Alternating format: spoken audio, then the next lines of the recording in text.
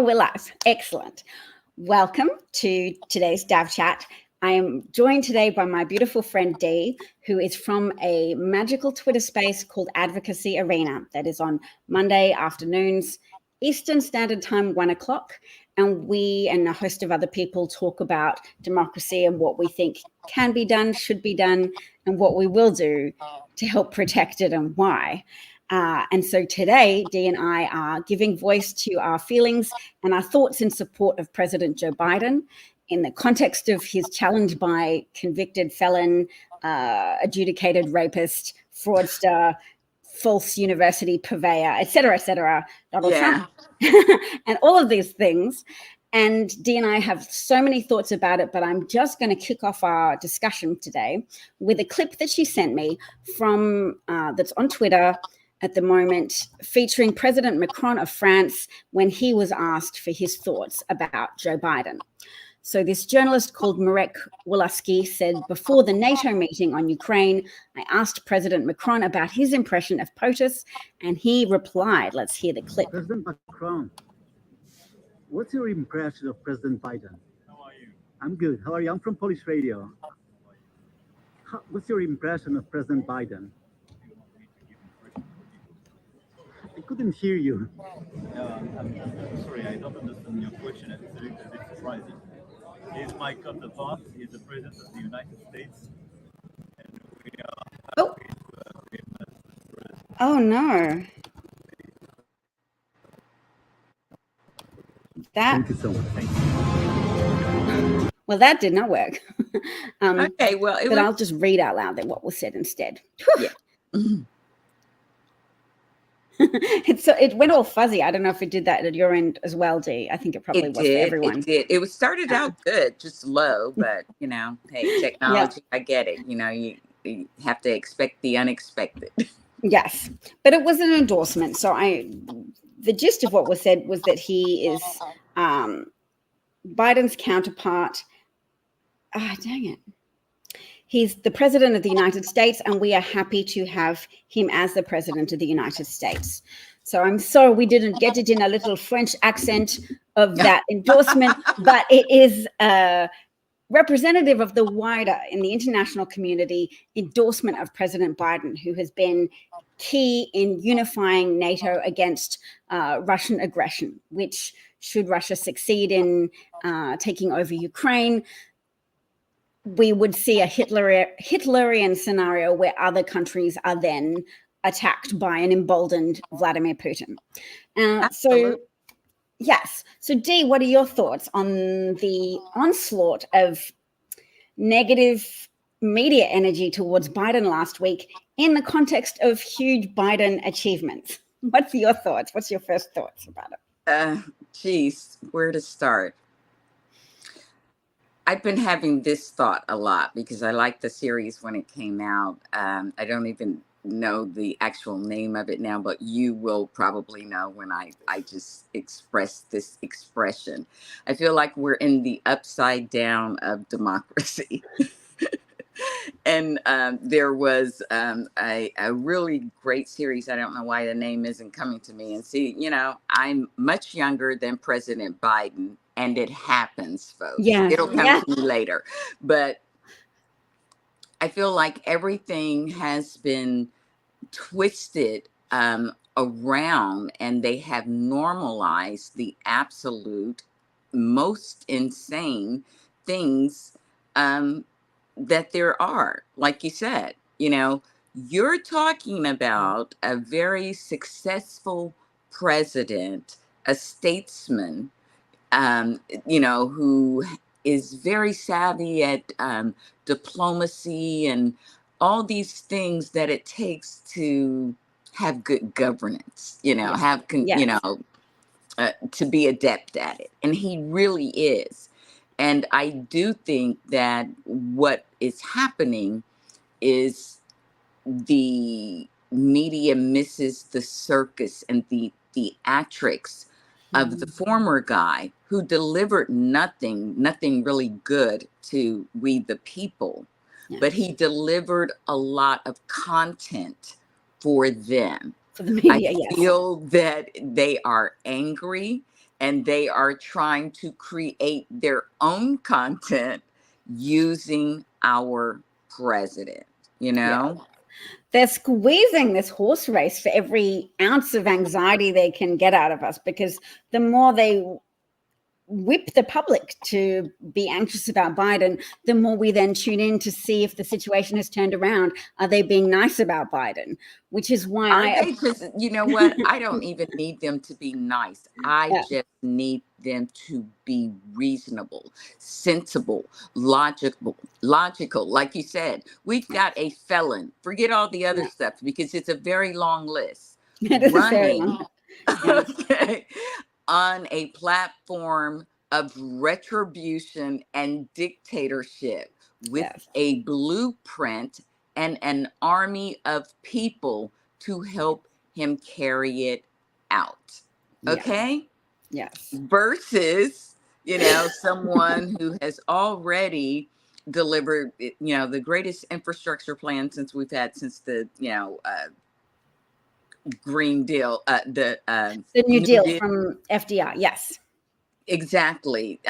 Shoring up safety nets and, you know, really addressing the needs of the many, we the people, versus the other guy who, again, promises to drill, Yes. baby, drill, Yes. giving money again to the fossil fuel oil barons and, you know, forgetting about we the people, but making everyone feel like Biden is to blame for their discontent, but knowing that he's not going to do anything to resolve many of the issues that they have, except feed them more rhetoric. And pretty soon they're going to get sick of that. You know?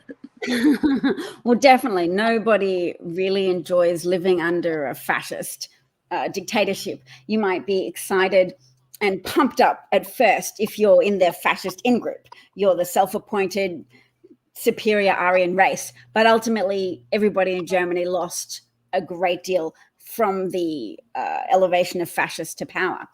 And we can all see now how that comes about, how every ism is exploited by fascists, because it's an emotional manipulation strategy that you have sexism or racism exploited. And we can see the consequences of racism in Trump's, in the Project 25, which says openly we'll disestablish any DEI initiatives or any anti-bullying LGBTQ initiatives. They capitalize on people's abraded sense of self, of their loss of a white heroic narrative. They want to respond by saying, no, we are the true victims. They're literally jealous of Black people for being victims because it gives them it gives Black people literally a moral high ground to say, look what you did. And they're so jealous of that. The funny thing about that is that Yes. they recognize that they are slowly becoming a minority and they are the hugest victims. I mean, like they have this victim mentality that is not really true right now, may become so in the future, but they're already like screaming it and like prepping people. Losing dominance feels like massive loss to these people, because it shows how critical to somebody's sense of self the stories they tell themselves. And if the stories they've heard in their school books and their churches,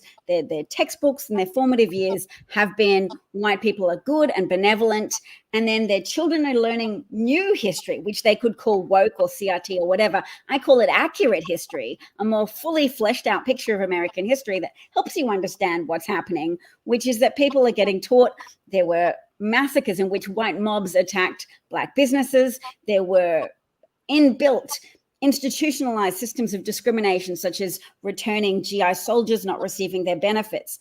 There was the part of the 13th Amendment even that says slavery is legal, provided it's for people in jails, thus incentivizing prisons to have a labor force to rent out to corporations to add to people's profiteering through this loophole of form of enslaved labor.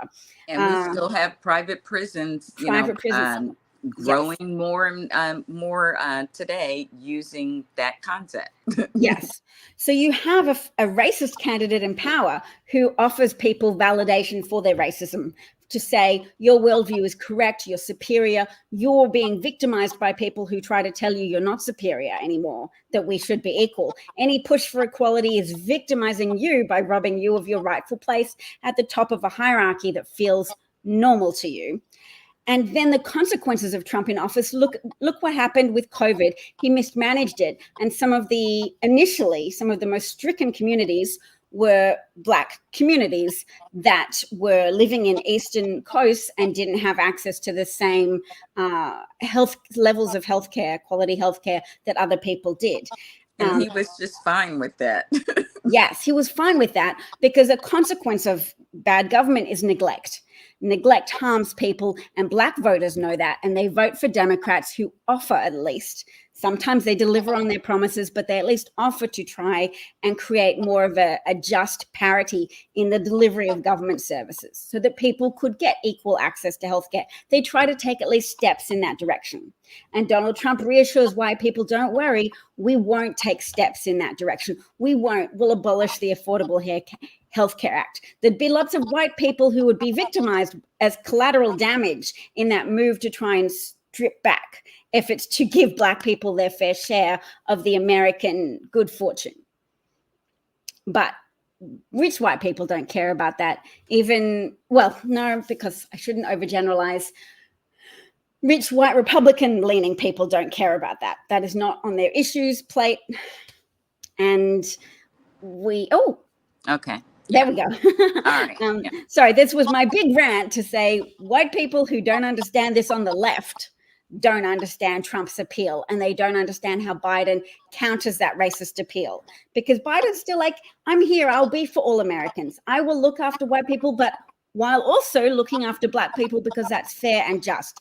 And to innately decent people who aren't animated by racist longings to be either bigger victims than Black people, to be the victims of white discrimination, or to get back what they lost and say, yeah, I don't want to have to pay taxes in case it's shared with members of my society who are Black. Biden is an antidote to some of that, the people on the fence with that, who are not sure what would be best for them in their society. It's actually better to be nice to people in your society, regardless of skin color. It's better to be pro-humanist than to be racist.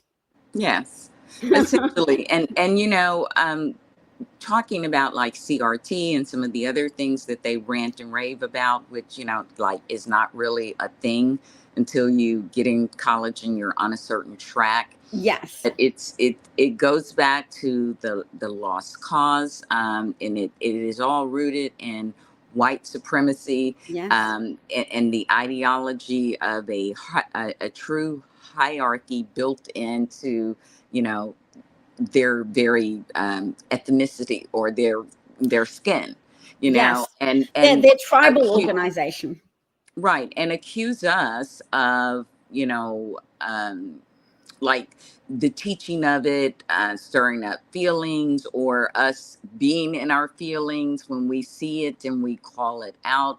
And it's really not about our feelings. As someone said, I read a post, but it's pretty much like Zerlina Maxwell. She had Zerlina Maxwell. I saw it. Yes. She had a great video. It's like, the thing about it is the racism comes out in the policies, and they're very harmful. So it's not just about our feelings, it's about our lived lives, as is, kind of that thing where a lot of people say, I don't pay attention to politics, or I don't care about it. Yep. And, I just want to shake them a little bit and say, well, you should. You don't have to talk about it, but you need to be aware of it, because politics is happening to you every day, everywhere where you live, walk, believe, drive, all of it, where you go to church, all of that, the quality of the air and the water you drink. Yes. Because part of this project 2025 is basically rolling back regulations, doing away with regulations which govern how, the quality of your water and emissions. And Yes. I'm on a little rant, but what I don't want to Sure. forget this, but I just read an article and I'm holding it because there is a little town somewhere in Texas where there has been an abnormal increase of illnesses Yes. from people, and they have traced it back to a Bitcoin mining factory, Yeah. and the noise levels. And so the company says that they are addressing it, expect to have it back down, have it down to normal levels by December. But meantime, some of the conditions that these people are experiencing because of over prolonged exposure to um, noise pollution, like it's not just Yes. what you breathe in, No, it's like not literal sound. physical pollution, it's noise pollution. That's Right. I mean, and kids having, like bleeding ears and those kinds of things. So regulations yes. matter. They Yes. matter. They And these, matter, and the anti-regulation people use and exploit all the other surface isms, the racisms, as a cover to achieve an anti-regulatory environment in which they are free to morbidly pursue more in their pockets at the expense of families and communities. I'm so glad you because brought at it the up. end of the day, that's truly the bottom line of it all, power and money, and Yes. they will use those of, in their group with the money to get the power. But at the end of the day, it is about power. I've been saying morbid just because some people have positive associations with the words money and power. They're like, oh, I would like some money and power. That sounds good. I don't have any criticisms of the pursuit of money and power. But you do if it's a single-minded pursuit of money and power at your expense. If it's Yeah, and your here's children the with the thing. bleed. Right, because here's the thing, like in places like Russia, even the people who have businesses think that they're gonna, like really thrive under someone who's favorable to business. The moment that they are not in lockstep with the ruling power, that business will be snatched. That's why Russia is considered a kleptocracy, Yes. because, they basically snatch up all of the businesses and, so it could happen to you too. Yes. And businesses don't thrive in an environment where there isn't a solid rule of law. That is one of the reasons why America continues to do well, because the rule of law is held under President Biden. Some corporate oligarchs, I'm sure, are still under the delusion, much as people were with Hitler, that if they pander to the fascist in charge, they'll get favorable, you scratch my back, I'll scratch yours relationships. And they do for a while until everything goes to shit, as things do under fascism, because it's a pursuit of power at the expense of people, and it thrives on feeding the darker side of the human spirit that craves for violence, and that awards the idea of strength, that says you're strong if you break things, you're strong if you give off the psychopathic impression that you're uninhibited, you'll say anything, you'll do anything. I saw Amber Rose today say, oh, I like Trump because he's an alpha male and he's strong, so that makes me feel safe. You'd feel safe under a man whose neglect and willful mismanagement of a pandemic caused literally hundreds of thousands of Americans to unnecessarily die. She feels safe because it's an observed tendency that some people flock to psychopaths.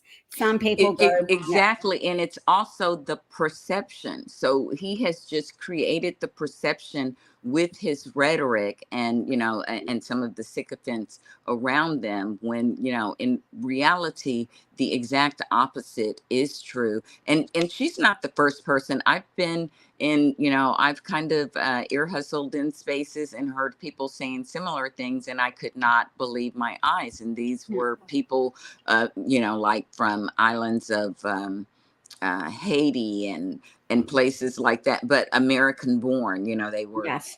descendants of immigrants. And I'm like, what? And I've heard people talking and playing about with the idea of,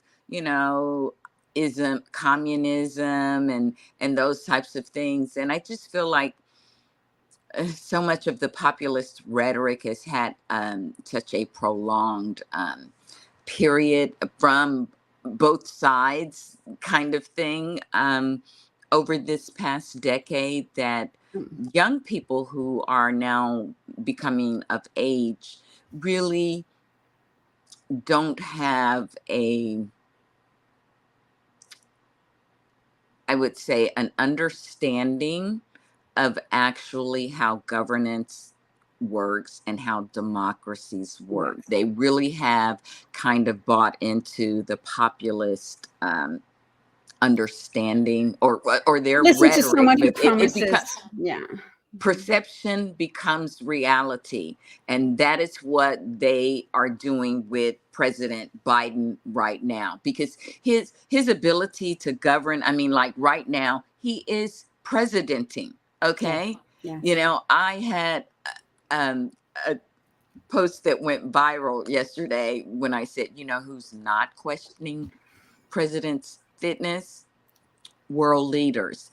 This man has I saw that done, post. he has done wonders on the world stage, and we are not an island to ourselves. So it's important that the person who is our commander in chief has the ability to have those strong diplomatic skills and pick a strong, you know, cabinet to help in the assist. And President Biden has that. But he has a vault of stored institutional knowledge. Yes, exactly. And they respect that. But that is not the picture that the media is purposely painting, you know, and, you know, to our democracy's demise. But this is what detriment. Or detriment. It's not going to die. We're going to fight. And I'm going to believe in the power of decent people to be heard and to vote and to respond to the threats. That's why we're here. We're modeling, talking about this. We're telling people, Project 2025, look it up. It reminds me of Obama with that phrase of one voice can change a room. And if one voice can change a room can change a city, and a city can change a state, and a state can change a nation. Because it's the pathway to a cumulative impact that one voice can kick off. And the voice I'm thinking of right now is Taraji P. Henson. Because she chose her moment in the spotlight to say, Google Project 25, it's real, it's their plans for us, and it would erode our democracy, and it would strip women's rights away from them even further. And yes, because not only are they coming after reproductive rights, they're coming after even access to contraception. They're trying to, I mean, I have clips of people saying this, but not right at my fingertips. People saying they want to make sex not recreational anymore. They want to make sex for the purposes of reproduction. I think a lot of men who sign on with the far right agenda would not entirely like this if they were able to make that true in their own lives, where you only get to have intercourse with your partner if you want to have a baby, because otherwise you have no recourse to contraception or even treatment for your wife if she becomes pregnant. Pregnancy becomes much riskier if they're not even going to let doctors be trained in how to administer abortions. Because if your wife has an incomplete miscarriage and she is septic and she is bleeding in a parking lot waiting to be sufficiently close to death for doctors who then won't even have the practice to treat her. Yeah.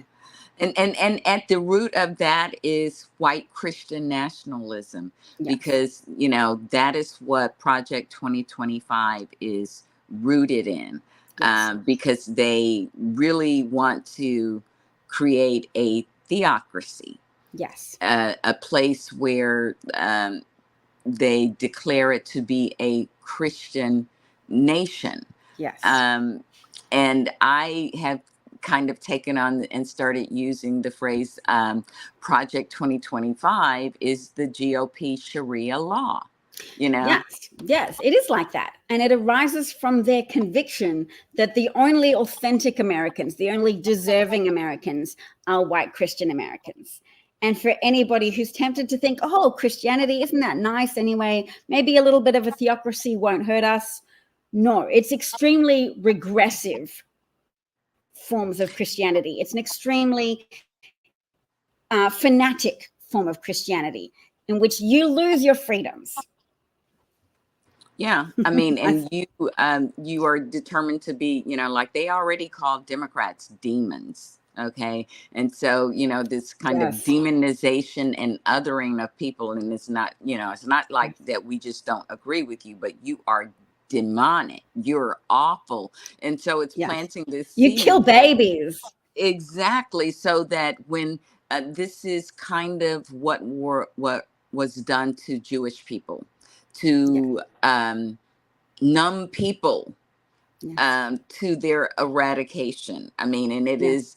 is, something that fascists are very good at doing. And they have built an army around this religious ideology that is essentially rooted in hate and Yes. white supremacy, you know? Yes. They're making, not only numbing people, but whipping up other people into a frenzy because they make political capital out of giving some people an ego boost that they're in the right group, and then also giving them the gift of moral clarity to say all these other people are wrong and bad, not just, there's gray and maybe you've got some things in common or you share some values but you disagree on other things. No, you are good and they are bad. They impose a moral dichotomy on it where good, bad, you good, others And non-Christian, and non-white, others are bad. they keep it very simple too, because they don't even they want people politically involved, and they say it is a kingdom war, and they tell Yes. them, Yes. and it is good versus evil, and of course Yes. Democrats are evil. Yes. There's this local minister here not far from me, and PBS did an interview with him not long ago. I posted it on my timeline, and this man burned books at his church when there was the dust up during like slightly after the pandemic, coming out of it, when they were really assaulting schools. I mean, they still on. I mean, because essentially Project 2025, it will do away with public schools. There are plans for them to take the endowments away from universities and create online school. This is also in Trump's, the former guy's Agenda 47. Yes, he saw it. He in the short list of goals he wrote for the RNC convention, the Republican agenda. Trump authored this very simplistic thing, and they say, don't give money to schools that promote wokeness or LGBTQ things. Basically, just take away money from schools if they have even a whisper of don't bully people for being gay or don't bully people for being a different race. And then you'll only be able to afford school if you're the kind of parent who could already send their child to private school. Maybe some of the middle class will be able to send their kids to a slightly cheaper Catholic school that's funded by people's donations to the Catholic Church, because they're happy for charity to replace the role of government.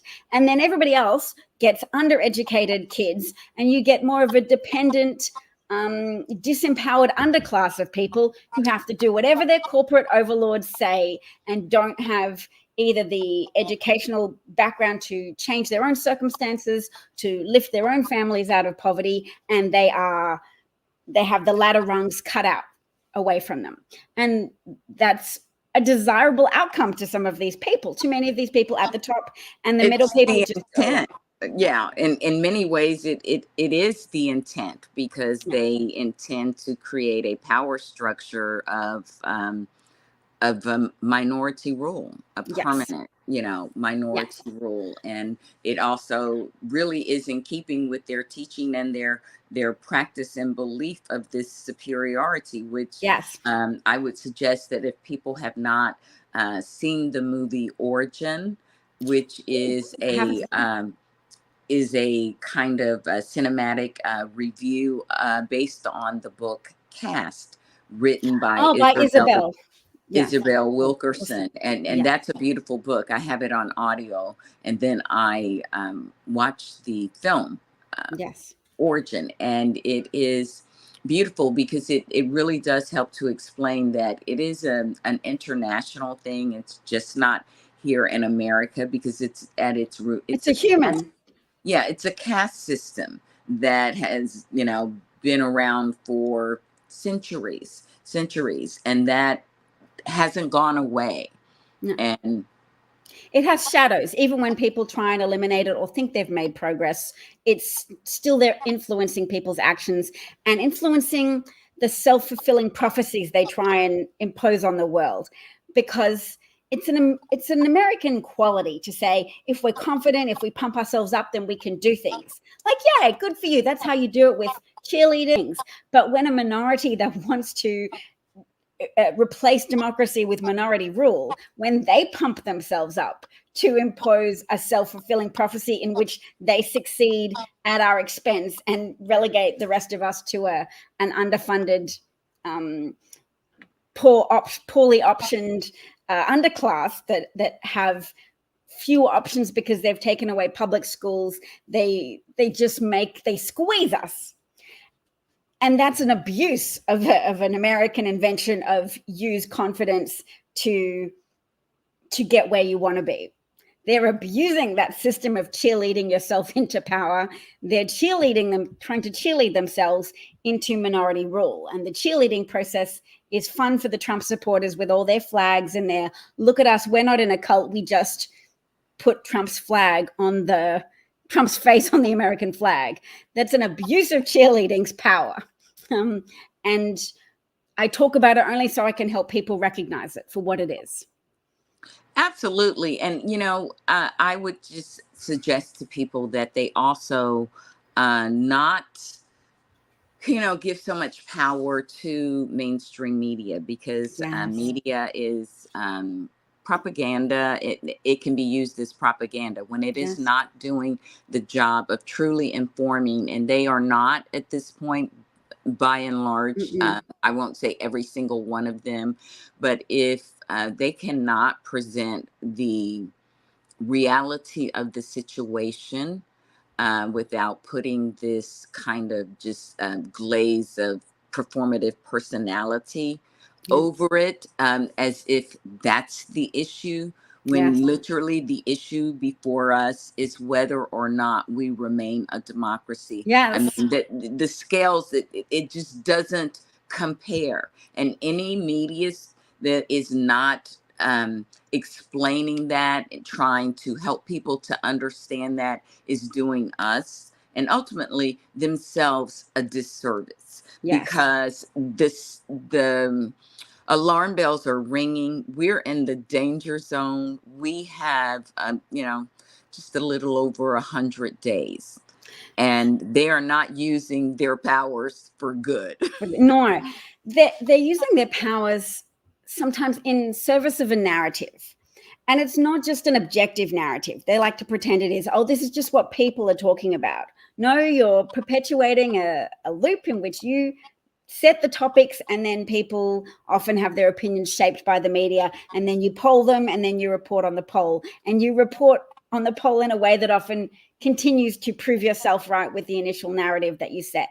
And you don't acknowledge that your corporate CEOs are often Trump supporters who have a palpable interest in promoting Trump over Biden, in undermining Biden, so that they get their tax subsidies and their tax breaks and more money in their own pockets, in the media mogul pockets, at the expense of the rest of us, and at the expense of our democracy, and at the expense of our societal cohesiveness.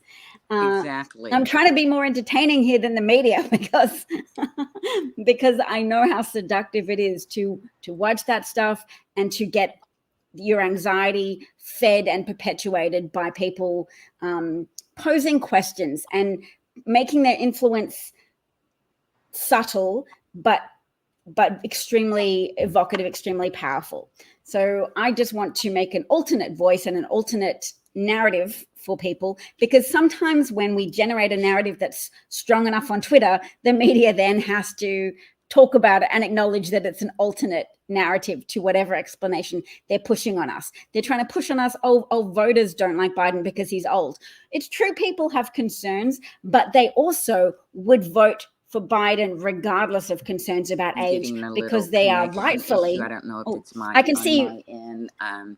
It's probably my We've end, had my some bad weather. internet. It's not today, but You came back. I got you. You only dropped out for a split second. I can't hear you. Oh, you can't hear me. Let's see.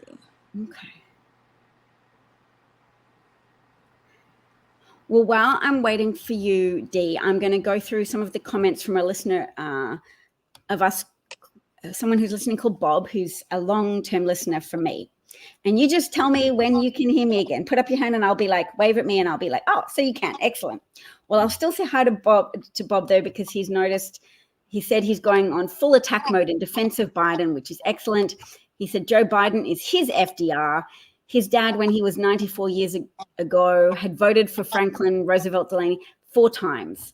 And his dad marched through Europe and beat the Nazis at the Battle of the Bulge. And this is our turn to defeat the Nazi mindset. I love it, Bob. Thank you for bringing stories from your family to add to the I think, accurate and important narrative that we're telling people right now, which is that fascism is dangerous, Nazism is dangerous, more dangerous than having an old, wise, experienced man in office who has broad appeal to across demographic groups and particularly to the demographic base that turned out for him at record numbers of 81 million going voters. Out again a little bit. That's all right. I will stop talking now for a minute and welcome you back because I can hear you, Dee. Can you hear me? No, you can't hear me. Oh. All right, I'll keep talking then, and Dee, just wave at me when you can hear me again. Bob says the media is like professional wrestling. I've lost you again. I hope that you can hear me. I've really enjoyed this. And Bob, hi. Yeah, I've added you back. Can you hear me, Davina? I can hear you. Can you hear me? I can now. It's like, yeah. I don't know. Could you hear me before? Yes. Okay. All right. So it's on my end then. And it tells me to move closer to my router. And I'm only like maybe a yard away, like 30.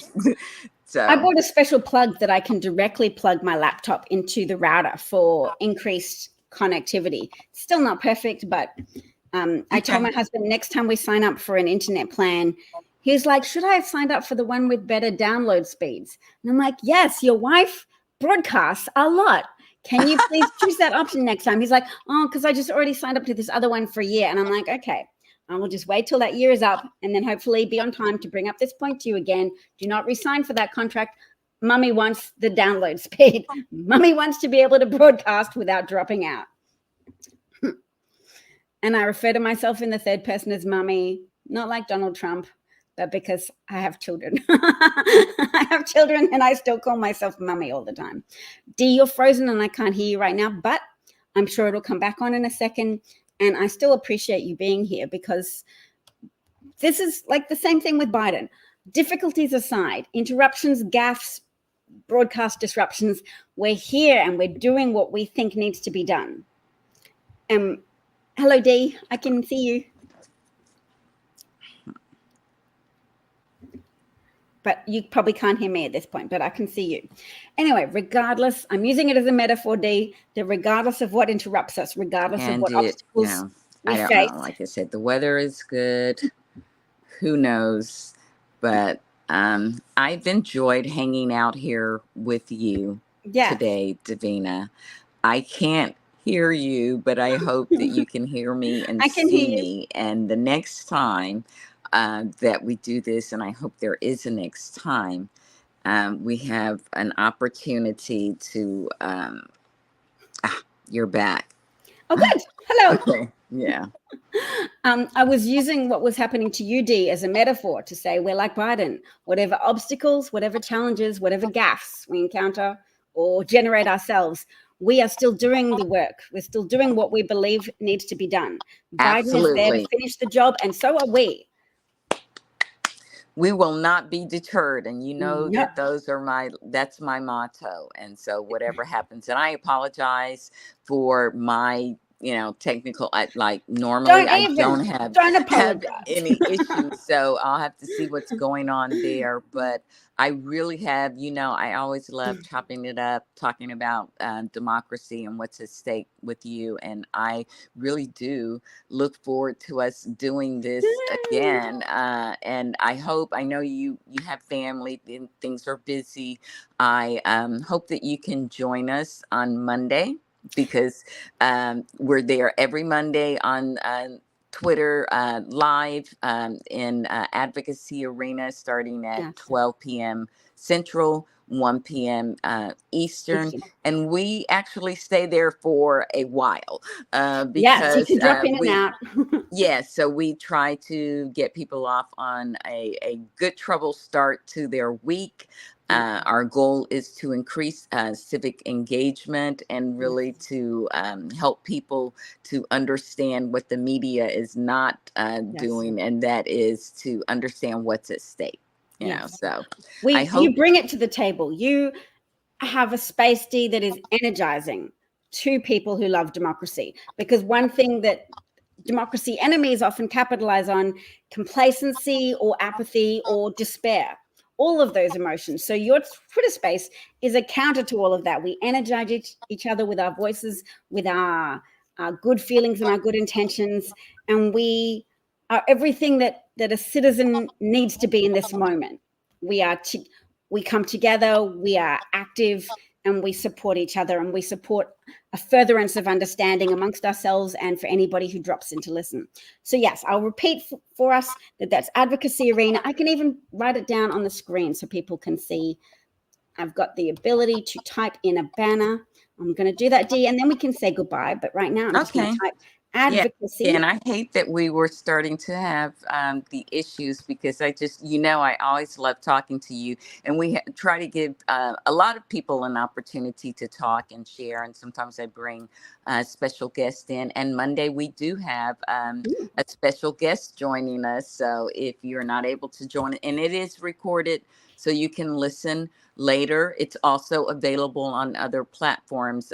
Those conversations can be found on Spotify and YouTube under the Advocacy Arena channels, and on Substack. So sometimes they are a little behind the live, but you're getting it firsthand if you join us in the live. But eventually they do make it to the other platforms, so you can go and check out some of the previous conversations and some of the great interviews, like I did with Davina. I've done a couple with her on that on the podcast. So where do we find it? Where do we find them, Dee? On your YouTube channel, and that's called Advocacy Arena as well, isn't it? I subscribed, Advocacy, and then it popped up on my husband's YouTube, and he was like, "What is this, Davina?" And I was like, "That's me. That's your wife." So, and I subscribe to that channel, and so I'll just write YouTube channel there, and then I'll put up oops, I've said Arena. Nope, typo. While I'm retyping, I'll put that back up there. So that's the Twitter Spaces, CT 12 p.m. or 1 p.m. Eastern time, and that's on Spaces, and that's a lovely community with periodic special guests. And then Advocacy Arena, and I'll write YouTube channel name. If you've enjoyed me talking to Dee, if you've enjoyed our conversation, you can go to her YouTube channel, which the name is also Advocacy Arena, and then I'll click on that. Dun, dun, dun. There, YouTube channel name. So thank you to anyone who's dropped in today to listen to our conversation in favor and support of democracy, and more specifically the Biden-Harris administration, because you don't just vote for a candidate, you vote for a team. And VP Harris is the contingency plan if anything were to happen to Joe. So his age is not an issue, because he has significantly accomplished out there all the time. The media doesn't cover it, but if you follow her on socials, you'll see that Vice President Kamala Harris is constantly on the ground, meeting with people, giving important speeches, and doing the work to advance causes such as the maternal mortality rates and how disproportionately negative they are for Black communities.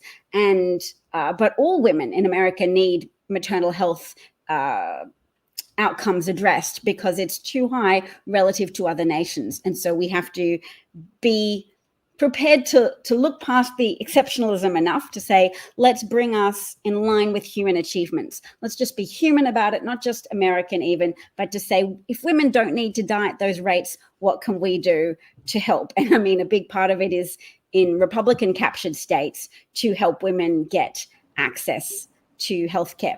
But I'm going to say thank you so much to Dee. Do you have any concluding thoughts? I am fading again. Oh, no.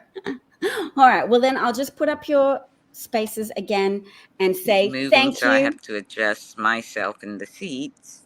Yes. But I'll say thank you so much for talking with me today. Here we are. And this is down here is the Twitter spaces if you want to join us join us and 100 other people. Thank you. And don't forget. I know you're going to pop back in a moment because I don't want to say goodbye without seeing your beautiful face before I leave. And I just want, okay. All right. So. Are you there?